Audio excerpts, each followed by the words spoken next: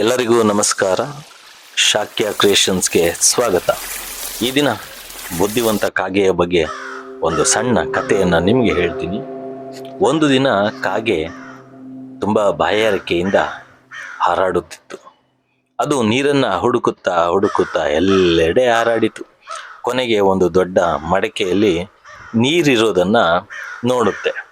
ಆದರೆ ನೀರು ಮಡಕೆ ಒಳಗಡೆ ತುಂಬ ಕೆಳಗಡೆ ಇತ್ತು.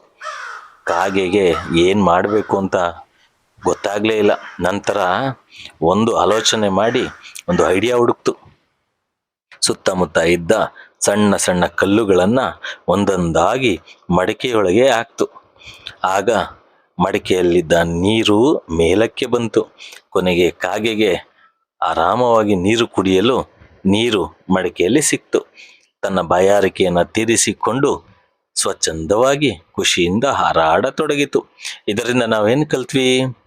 ಬುದ್ಧಿ ಮತ್ತು ಪರಿಶ್ರಮ ಇದ್ದರೆ ಯಾವ ಸಮಸ್ಯೆಯನ್ನು ಬಗೆಹರಿಸಬಹುದು. ಗೊತ್ತಾಯ್ತಾ ಮಕ್ಕಳ?